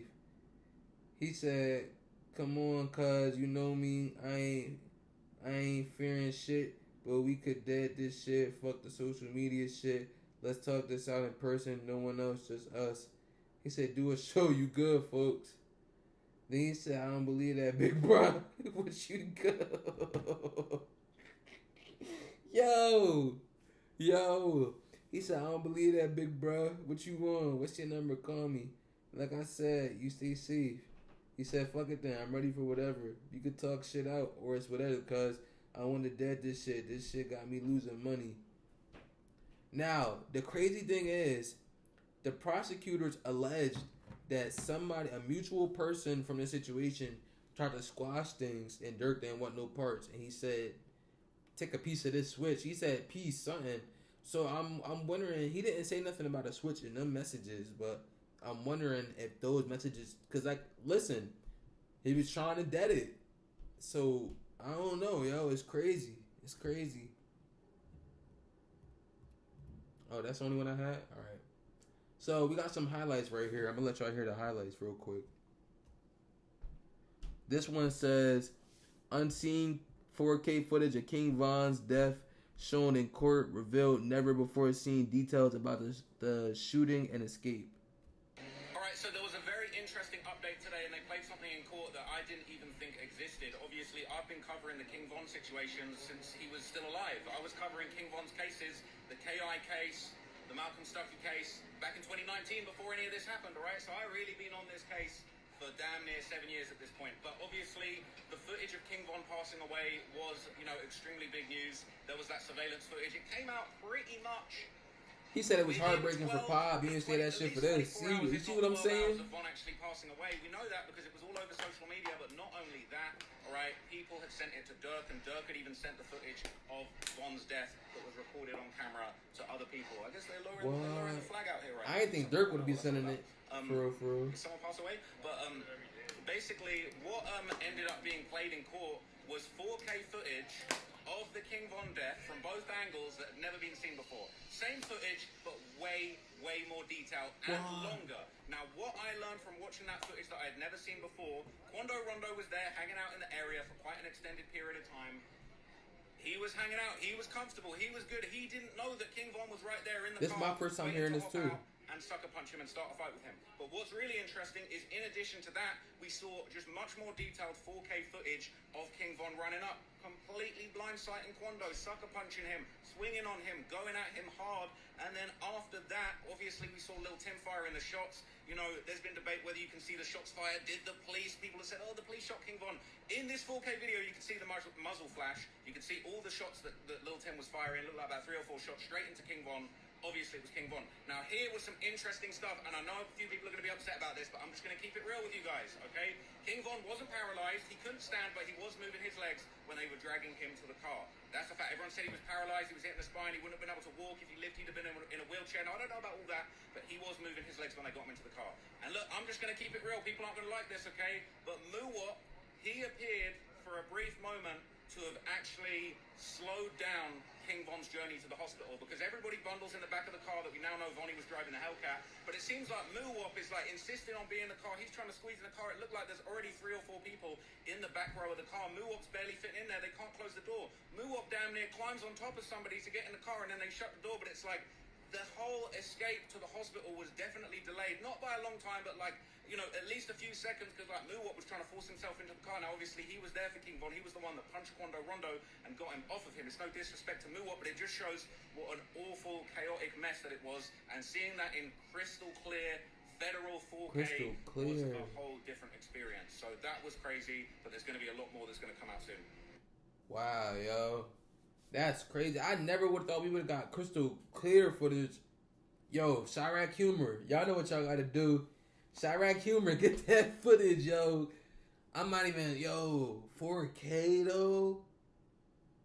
It's really crazy what the government could pull out, yo. Because we been seeing blurry shit for the longest, bro. Like, it's not blurry. Like, it's decent, but Ross coming like that shit clear as a motherfucker. You feel me? So, that's wild. And then, I guess, bro, and this is what I'm saying, like, Ross, maybe just choose your words a little bit better, bro. Why are you gonna say he was delaying it? Like, I get what you're saying, but like, bro, like, he wasn't trying to delay it on purpose. Like, he wanted to be with his guys. His man just got shot. Like, mad shit just happened. They was shooting. Like, I wouldn't want to be out there either. I would have jumped on the back, like, go. Yo, like, fuck, like, come on, make it make sense, Ross. Come on. Ross know what he be doing. I know what Ross be doing, yo. So the next one is, Durk has screenshots of multiple academics posts about Quando and Lil Tim in his phone, along with video of Quando Rondo challenged by famous Richard.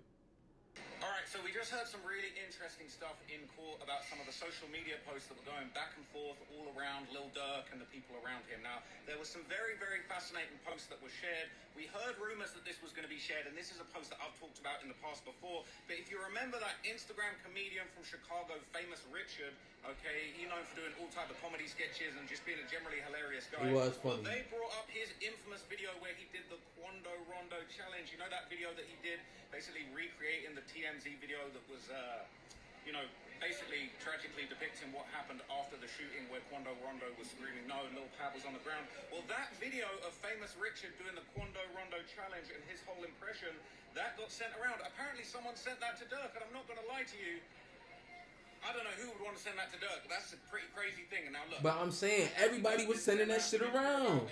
A response to that, but whoever sent that to Durk, I don't know, people want to say I'm the police, but who sent it? Bro, everybody and their mom was sending that shit around on their story and everything. I got the whole Free Durk squad behind me, man. What is going on? The whole Free Smoke squad is behind me, okay? So I guess everybody waiting for an update all at the same time, okay? So we get into the bottom of it. But that was very interesting. We saw a couple of really interesting posts that have gone back and forth.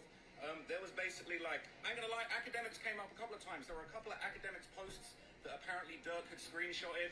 Two posts that, look, I'm just going to keep it real. Academics, you up in there, man. Durk was locked into your page. He was screenshotting your posts. Apparently, Lil Durk screenshotted the post that academics put up when he reposted the TMZ article about Quando Rondo getting shot at in Waycross, Georgia, back in May 2021. He also screenshotted the academics article that basically said that it's low-key distracting. Look, all these people I've got here, man. I've got the whole Free Durk squad behind me. It's so distracting. But Durk screenshotted the image that he sent to academics. Man, I had to check my notes, but the other post, Lil Durk had it screenshotted in his phone. He screenshotted the academics post where academics confirmed that Lil Tim had been arrested for the killing of King Von. Now, we know Lil Tim ended up beating those charges, but this was all part of that phone evidence that they was trying to get thrown out. Unfortunately, that's still been included. They haven't fully cracked the phone yet. But yeah, they're saying Famous Richard challenge, Quando Rondo challenge was on the phone, screenshots of posts from academics was on the phone. It's a lot, okay? But I've got a whole bunch more updates. There are a bunch of back and forths. And just like I said earlier, Brian Steele was doing a very, very good job, doing a lot of objections, definitely doing his thing, pushing for justice and pushing to try and get things, straightened out for Durk. And I got to say, I'm in awe of Brian Steele. Amazing lawyer, doing an amazing job. Definitely getting some millions off of this case. So I'm excited to see when he goes up against Jam. Jam didn't testify today. It didn't end up happening. So I'll let you guys know when that happens. Yeah, Jam ain't testifying. Right now, That's crazy. no Jam. Yeah, I'm gonna just say the same thing again, bro. Like, listen, as much as it sound crazy, when that whole shooting happened with Quando, bro, everybody was sending that shit around. Like, yo, my mans was sending it to me. I sent it to my mans. We was sending that shit all over the place, bro. It's not like some closed accident. Like, bro, this is normal. And I really hope hopefully Brian see this video. Brian Steele, Drew Finland. Yo, listen. That shit is a regular video. Like, bro, I'm not gonna lie. Go on Reddit, bro. You gonna see the same shit on there. Not even just Reddit. Like, Philly Scoreboard. They got mad different pages. This is not no new shit. You feel me? Like, niggas been getting killed on social media. Like, bro, unfortunately, I'm not trying to make no cool shit behind it, but that's just how it is. Niggas been getting killed on social media. I promise you. Ask anybody that know. And I'm not saying like, you could say like regular people too, but ask anybody that listen to Youngboy, Durk, Quando, street music in general. When they seen that shit happen, did they send it to their mans? I promise you, every nigga gonna say yes, bro. I sent it to my mans. Like, come on, bro, make it make sense. That don't make no sense. So the next one is Durk denied being suicidal after Von died. I'm sick, but I'm not sending myself off. Can't. Alright, so we got a very big update today after everything that kind of went down in court, and one of the biggest updates was really tragic. We heard a lot of the messages that Durk had apparently sent after King Von passed away, and what was really interesting was that, he gave an insight into his mindset, some of the things that he was going through, the way that he was apparently feeling when everything was going on. he said right after, he said, blood, this one got me feeling like Newski. Now, weirdly, the feds basically said, the FBI agent said that they didn't know who Newski was. They kind of was asked, they was like, wait, who's Newski? Who's that? Now, So these obviously, niggas don't know anybody what that's they're followed this doing. case for a while knows that Newski is Lil Durk's cousin. Now, I don't think the irony is lost on anybody that Quando Rondo's cousin Lil Pab got killed in front of him, and we saw Quando Rondo on the street screaming. No, that's exactly what happened to Lil Durk. There was a throwback video of him going around where he's screaming at the scene of Newski's death, and, you know, he arrived to the scene right after it happened. So that was really, really tragic. Durk went on to say in a group chat, I'm dead inside, blood. I feel like I lost one of y'all. This shit real. I can't fall victim. And in another message, it actually sounded like he was basically denying being suicidal because he was so upset about what happened to Von. So the day after that, all right, Wow. the day after King Von passed away, one of his people basically followed up with him and said, how you doing? Are you straight? And Durk said, yeah, I'm good. I'm in my feelings, ready to put this shit together. Now, the cops didn't even suggest or infer at that point that that was necessarily him talking about, you know, planning the revenge. But it definitely showed that he was in a state of mind and he was looking, you know, to kind of move forward with however he felt about that. Somebody said to Durk, dudes are going to be in their feelings for a while. It ain't easy to get over. Durk said, I know, I ain't letting shit slide. Him dying turned me into a different animal. And basically Durk said, what if that was you? Von would be outside right now. And Durk said, shit got me in my feelings too. And this was really sad to see that he said, shit sick, but I'm not sending myself off. I can't. I feel like really that was just the tip of the iceberg. We were kind of halfway through hearing a bunch of, you know, messages from Durk's phone and, you know, different group chats. They were talking about there's a big group thread with a bunch of, you know, really well-known OTF members like Booney Mo, Wooka Durk, Didi, Doody, Booney Mo, all of those guys. So I don't know what's said in them group chats. We heard a little bit of a voice note. Apparently, Durk obviously had, you know, said, I think it was around Christmas Day, he ain't squashing nothing. He ain't ready to squash the beef. You can take a piece of the switch. And he even said in one of them, Quando can die. So he was clearly really affected by the death of Von. Obviously, what ended up happening afterwards was very tragic. But I think there's going to be a lot more illuminating things that go on when it comes to the texts and everything like that. So I'll keep you guys updated as soon as I hear more. But that was what we heard today. It was a very, very big day, and there was no sign of OTF jam. I don't know if they delayed it. I don't know if something's going on behind the scenes. There were some private meetings between the lawyers, but we were told... That's crazy, though. I ain't gonna lie, because, you know, like, obviously, you feel me? Durk's still here. I don't think he will ever kill himself, but he's still here. But just knowing, like, if you know the real lore, like, Durk done lost mad people. And just to hear him, like, we didn't hear him say it, but just to, like, see, like, I know everybody be asking, like, how he feel inside. Like, it must, like they be trying to say he got a curse, all types of shit. But just to hear him say, I'm dead inside, bro. I'm hurt inside. Like, I'm dead inside. Like, yo, he always got that look, but we just be inferring, like, damn, like, he must be hurt, like, for real. Like, but just to see him say that, like, that's crazy, bro. He said, I'm dead inside, for real. Like, imagine how he feel, for real. Shit crazy. So one of the interesting things that came out today was kind of this discussion of, you know, Lil Durk's moves when it came to managing his phone numbers, his privacy. He basically had, allegedly, 17 different phone numbers between the years of 2018 and 2024. Now, we're hearing kind of a lot of different testimony about group chats and how he was conducting himself, what he was doing with his phones. Apparently, there was a text thread where he said, yo, I deleted my text today. Didi said you deleted it, and Durk sent a voice message saying, yeah, I delete my text every day. My whole thread...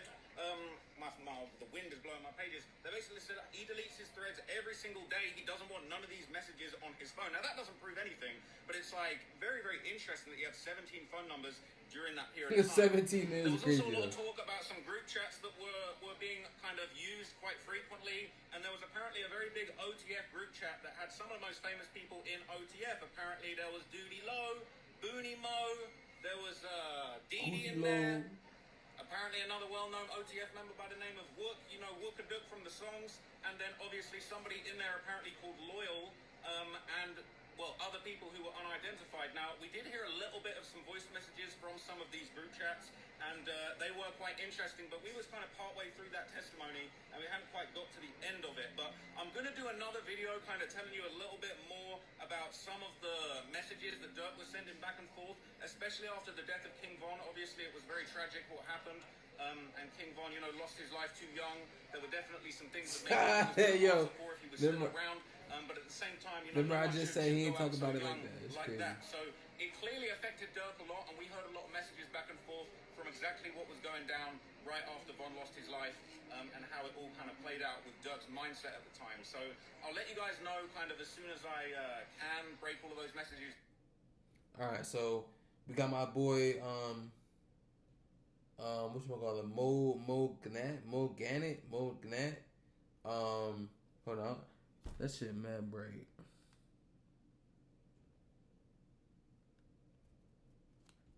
Like I said, I just wanted to get like a lawyer's perspective of how the day went, like a recap, basically.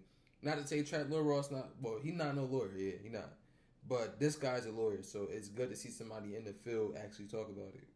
Little Durk update. Day 2 in the morning, we covered the text messages that have taken center stage with Durk saying, "Don't book no flights under no names involved with me." We're going to talk about more with what happened with those text messages as well as the other key events. The way I would present it to you, or the way you'd be thinking about it if you were sitting there in court observing this stuff from the perspective of, I don't know nothing about this case.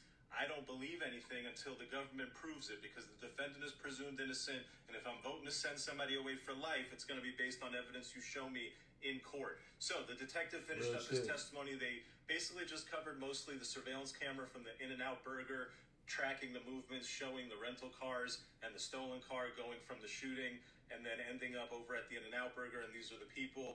And they're all just kind of casually sitting and chilling after some of them have admittedly finished shooting open shots in Beverly Hills that resulted in the death of an individual. It looks like they may be, the government was trying to imply that they're looking at a TMZ video about the thing, but we don't know what they're doing. There's no audio. They're just kind of hanging out casually, eating burgers right after this murder.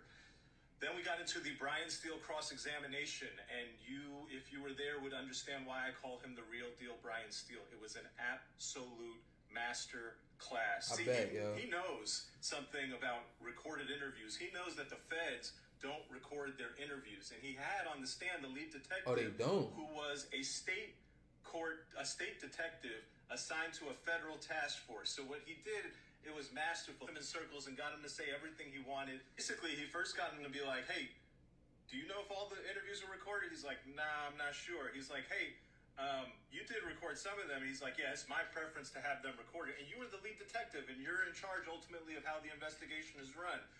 And he's like, "Yeah, well, who made the decision not to record all the interviews? Because a bunch of them are not recorded." And he's like, "Oh, yeah, I don't know. My preference is to record them."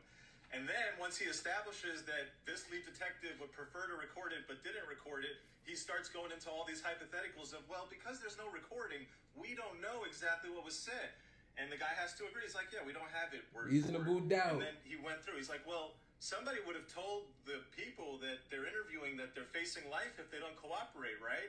And we don't have the exact wording of how it was said, right? And we don't know if somebody said initially that I don't know anything about Durk, and then they heard about all the time they were facing and how if they cooperate, they get their time off, and now all of a sudden they still start recovering stuff. We don't have any because we don't have the recorded interviews." So he went on and on about that. It was strong. It's not the type of stuff that wins the case, but it's the type of stuff that opens the door. It takes the jury and they say, "Okay, I'm listening.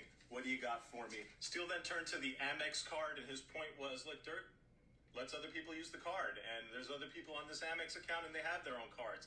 And do you even know if he ever looked at these statements to know that these flights were purchased?"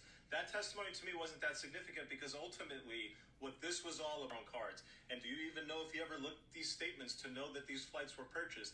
That testimony to me wasn't that significant because ultimately what this was all about was the text message where Durk texts, and I don't think they're disputing that it was Durk's text. I think they're acknowledging it, that Durk text, "Don't book no flights under no names involved with me." And what ended up happening later, if you watch my first video, you can come back to this part. The prosecution gave more context. They put another witness up. They also did redirect examination where after cross, the prosecution gets a chance to go and ask the witness some more questions. And they established some of the context, which, you know, there were other posts there and they explained what they were. And the text about "don't book no flights" is very incriminating evidence. And what the defense ultimately set up, and we're going to hear about this in the coming days, is that, "Hey, detective, did you ever investigate whether that text had anything to do with the wedding that was going on and travel plans associated with that wedding?" The text like, "Nah, I don't know what you're talking about. Is it somewhere in the discovery?" And Steele's like, "Oh, really? You've never heard about the wedding?" He's like, "Nah, I never heard about the wedding." And Steele left it at that. So I suspect what we're going to see in a couple of days is another witness or somebody from the defense coming in and explaining exactly what that text message went, that explanation is going to go a long way, I think, in the jury's mind. It's going to weigh heavily in the jury's mind. That along with the rental car constantly being at the house where Durk is, it makes sense because Vonnie works with Durk. He's not necessarily his consigliere doing murder for hire, but you're going to ultimately have to explain that text message and all of Vonnie's movements and associations with Durk in and around the time of the murder that Vonnie admits he did. So one more video today covering the rest of the witness testimony, the key parts. We saw the video from the I ain't get no other video. King Von fight that resulted in King Von's death. I think it was never before seen footage. It was crystal clear and quite haunting to watch. And then we'll do some posts later tonight, just picking up on random odds and ends and little tidbits of what happened at the trial that were somewhat interesting. Hold on, y'all. I want to see.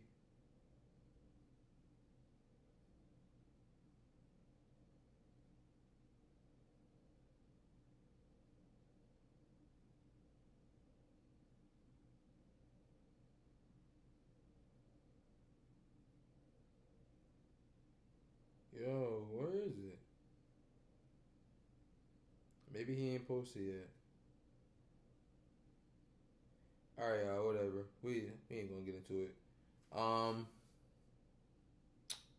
I got one more video for y'all, and then that's really it. That's everything we got today. So remember how I said, you feel me? Ross was holding his own the one day against that dude that came in the first time that was trying to press him. Man, he even, you feel me? Even though Duty Low wasn't pressing him, he held his own against Duty Low, right? A Muslim brother, a brother Salam Halam Khalid. Yo, a Muslim brother. I don't even think he was pressing him. Yo, Ross ain't want no parts of this shit. Yo, watch this shit, man. Her name, pleasure. Come here. Come on, why you I'm coming peace and love, brother. I'm saying that Durk's having a good time in that, man. No. He's still killing it. He was trying to dip. Look at him. Listen, I just wanted to make some clarity. No, listen. I don't want to be late. Listen, on behalf of the Ummah, brother, you made a folly, a fugaboo, where you said that Lil Durk is blaming everything on Vonnie. The person, that's what was said. That is what was said. I can't do this right now, but I listen, appreciate that. I want you to clear that. No, I need you to clear that up. I need you to. That's what he said in court, bro. But no, that's not. Look how he started jumping. Look, yo. Vonnie took. Listen, why are you running, my guy? This is what I'm saying. Vonnie, listen. This is all I'm telling you. Hold on, my Belizean brother. Listen, all I'm saying is Vonnie took accountability and then tried to drag Durk in. Why did DD's lawyer say that Vonnie is touching with the cartel? I have no idea. All I'm saying is we don't want you to put the narrative out there that Lil Durk is on the stand or testifying against anybody. You said Durk is blaming it on him. He's not. The legal team is saying he has nothing to do with what Vonnie accepted responsibility for. Do you understand? Do you understand the difference, sir? He's trying to say he had to hurry up and go, but we just wanted the brother to clarify himself. Yeah. Yes. All good. Yo, look at that picture of Durk, yo. He coming like he had to hurry up and get to the courtroom. I mean, maybe he did. I ain't gonna sit here and play with Russ. I ain't gonna play with him. But yo, any other one of them videos, Duty Low came out. It's like, all right, Duty Low a rapper, right? It's mad cameras on him. It was mad people watching. I think it's right after everybody came out for a break. He know Duty Low not gonna do nothing. That first dude, it's just one dude by himself. He had a big dude with security over there, right? This time, yeah, he had the security. Yo, one thing I will say, yo, Ross, you need to get some better security. Your security on them shit, bro. Like, somebody could really snuff you. Yo, somebody could dead ass snuff you, and they'll be late to it. Like, and I'm not even, like, again, I'm not trying to come at Ross. I gotta keep saying that. But for real, Ross, get some new security, bro. They be playing in your face, bro. What's up? But nah, I'm not even gonna sit here and say he pressed him. He was trying to get him to explain what he was saying, because again, everybody really feel like Ross was on some weird shit with that, you know. Reading it back, he didn't say he snitched, but he did say, like, bro, Durk is blaming Vonnie for everything. Like, come on, bro. That's what I'm saying. Like, use better choice of words. That's me, in my opinion. Use better choice of words, because people gonna always misconstrue what you gotta say, you know. But yeah, y'all, this is everything for day 4. Hopefully, when tomorrow happen, they put their videos out a little bit earlier so I can catch up. You feel me? And stream earlier. Anything I missed from today, obviously I'm gonna put it in a recap for today. So for day 5, anything I missed for day 4 recap, I'm gonna include it in the day 5 breakdown. So yeah, I appreciate y'all for tuning in. I know it's mad late. Like I said, I love y'all. Hopefully y'all keep supporting me, and free Durk. Don't forget to drop some likes, comments. Yo, I'm gonna let y'all know it's hard doing live stream. I be stuttering and shit, like I be sounding like Porky Pig, bro. But yeah, y'all. Like I said, I love y'all. Thank you for watching. Appreciate you. Peace. Let me get this last minute in. Hold on. Boom.